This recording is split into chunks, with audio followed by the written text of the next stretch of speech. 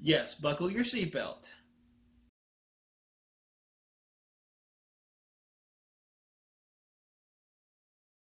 Hello, all. Welcome to another Roundtable Reviews. Here today with Vance Major, and today we're reviewing Star Trek, the original series, Mud's Women. Yeah, that's what it was called, I think. All right, let's just skip with the formalities. Vance, what were your initial thoughts of this one? Well, it was it was a little cliche in parts.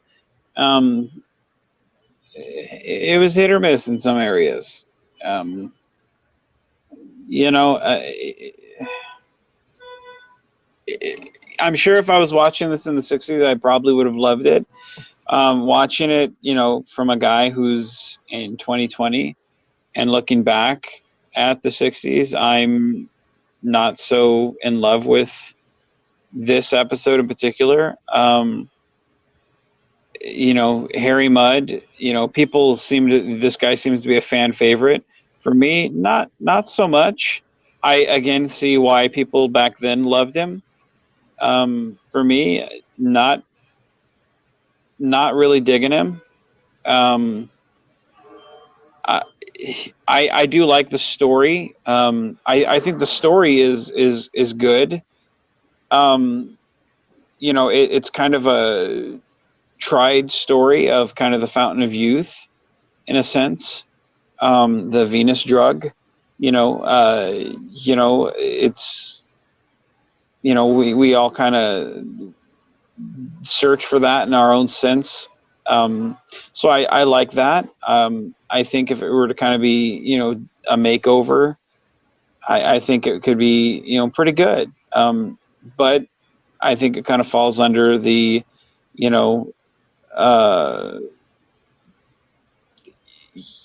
I think it falls under, a product of its time, in terms of the storytelling of how they talked and what they did. But I think the execution is just, I can't get quite past how they were talking, what they were doing. But I think overall the story is good. It's kind of hard. It's kind of cringy to sit through, but it's not a bad overall episode. So, Yeah, I mean, for me, it wasn't the worst episode I've ever seen. But to me, yeah, I guess it's just a sign of the times I was born in, right? To me, it's FUBAR. Just the whole, human trafficking aspect of it, and because that's essentially what Mud's doing. yeah. That doesn't sit well with me. But again, that's the generation I'm raised in, right? It was from the time I was knee high to a grasshopper. This is a bad thing, and being raised by my mom, being that chauvinistic is a bad thing. It was drilled in my head since I was little. So seeing this, it's like, oh, come on, guys, seriously, settle down, right? And so for me, I look at this kind of grr. And I mean, the story was all right. It was coherent. I mean, I did laugh at the end when Kirk looks at him and says, well, I could be a character witness at your trial if you think that would help. That made me laugh. That was funny. Because it's like, yeah, you're going to, no thanks, but no thanks, Cap. It's like, right. No, I think I'll go at that one on my own there. But thanks for the offer, but I'll pass. Well, and that's the thing. They bring, and again, I see why people love the character, because they do ingest, bring to light, some of the things where it's like, no, he does some pretty shady shit. It's hard not to like the character. How how happy he is, but he does do some pretty shady stuff. Yeah, and the other part I really liked was when the computer was calling his bluff every time. That made me laugh. Incorrect. Oh, you son of a. Right. So that was kind of funny. That made me laugh a little bit. He'd say something, computer. Incorrect. You'd love to have one of those things up on the panel, like when like a politician is talking or something. Just incorrect. I promise to lower your taxes. Incorrect. Shut up. Whatever. That would be funny. But yeah, so that part I found hilarious. I would have actually liked it more, I think, if the one that wasn't so comfortable with it, was the one that didn't like the idea, would have gone to Kirk and been like, kind of spilled the beans of what was really going on. Right. I think that would have, for me, made the story that much stronger. Because at the end of the day, it really never tells how Kirk found out, right? They hint at it, which was the machine going off in the sick bay, but it's never really disclosed how Kirk knew, right? There's no there's no smoking gun, and I'm the kind of person who likes that, right? Where a character doesn't just walk on set and know something, and you go, well, how did he figure that out? Right. Oh, it was off screen, so don't worry about it, but he knows now. Oh, okay. Because that was kind of the feeling you get at the end, right? Because Kirk tells him, well, tell him, Mud. Meaning and inferring that Kirk expected to find her that way. Right? And they've already taken away the drug, which means they found it. But what, there's that part missing, right? Yeah. The gotcha moment is gone, and you just get the aftermath, and it's just, really? Yeah, a lot. Yeah, it happens. It happens off screen, and it's. Yeah, to me, this episode. I don't know. I see why it was a fan favorite at the time. Again, it's there's things where the levity is there and it's fun. I mean, it is a fun episode with. It's a fun episode, but it's just. I think it's just my age showing, right? Well, and my upbringing, because I was brought up by my mom, and if I ever looked at, if I ever went all freaking like that, my mother would have smacked me upside the head. So I do like how I do like the part of the story where, like, the lady of,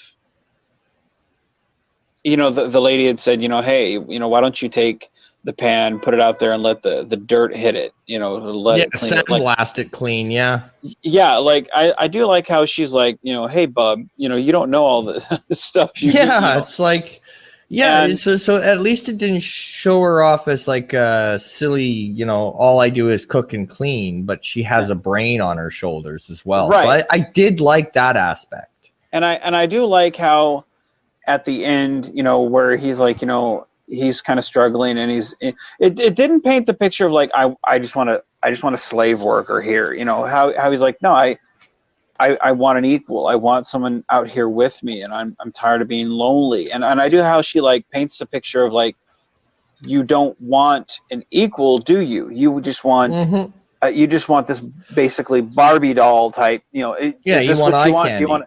Yeah. And how it makes him realize, he's like, nah, I really do want an equal. You're right. I like that aspect, because it's like it paints the picture, and I think that's the one thing that's forgivable about this episode. Like it makes everything more forgivable.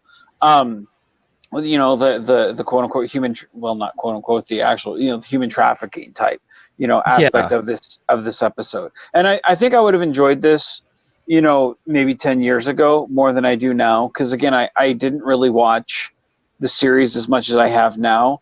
At least not with the analytical mind, or at least not the way I have now with all the, political stuff that I'm as involved in now, where I kind of tend to look at things a little bit more differently.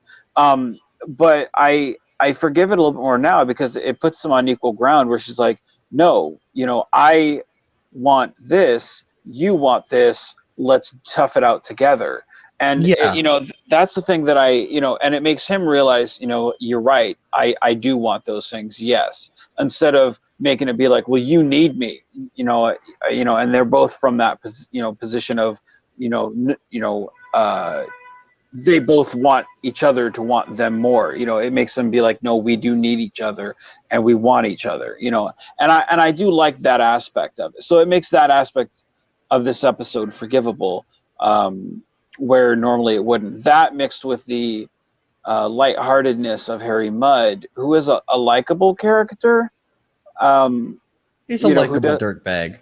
Yeah, who does some pretty who does some pretty horrendous things. Because it's easy to paint him in a pretty evil light. And I think Discovery does that, because he does he does some pretty fucked up things there, where as I watch here, I'm like, man, it's those are pretty two distinctly different characters, at least I feel, Yeah, absolutely. In this one, he's a likable dirtbag. He's the dirtbag that you don't admit you like. Yeah, right? Whereas in Discovery, he's very sadistic. Where here, I don't think he's sadistic, but I could very easily see where you get that interpretation from watching this. I dig it. It's very appropriate for what you're doing and in that world. That being said, I think you and I are both two minds of the subject here, without beating a dead horse. Again, yes. I feel like this episode is not meant for me, and I can't appreciate the episode, although I understand those that do like the episode and why they do. Again, I think it's it's a taste issue. That being said, what's your ranking of this episode? Well, for me, I'm going to go and I'm going to give it a 6.5. It made me laugh a couple of times. And again, the bad guy is a likable dick. So I can forgive that, so it's not that bad. And the ending was okay, but it would have been better. Like I said, the only nitpick I have about the way it ended was I would have liked the gotcha moment to be on screen. Right.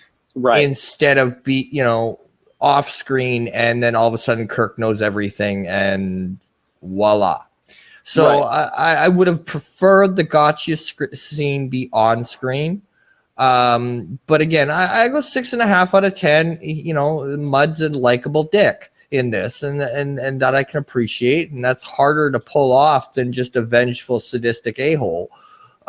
Being a likable dick is actually a very hard thing to pull off. So, and even harder to write, I would assume. Because you can't make him too much of a dick, but at the same time, he is one. So it's a very fine line to walk. So yeah, I'd give it a 6.5 out of 10. Right on. I would say for me, I'd say an 8. Even though personally the episode I didn't really care for it, it doesn't mean that it was a bad episode. And again, like I said, I think this is a taste issue. It's like when you get a meal that's prepared for you and you don't care for it. It doesn't mean that the meal's bad. So for me, even though I'm ranking it fairly high, even though I personally didn't care for it. It doesn't. I think this is probably the best one. I think this is probably the highest I've rated any of the TOS episodes, because I think this is probably the strongest episode we've seen so far. I would have to agree with that statement. Yeah, for sure. And again, like I said, I think it's just a taste issue. I think at the time, you know, if I had been a 60s kid, this would have been, oh my God, this is great. Whereas now I'm looking at this, you know, through 50 plus years of blinders, you know, going, Yeah. no, not for me. You know, so I think that's the only hindrance. Yeah. You know, so I'd have to say it's probably an 8. So Yeah. All right. Well, I'd like to thank everyone for joining us today, and please do like, share, subscribe, and comment as often as you like. And until next time,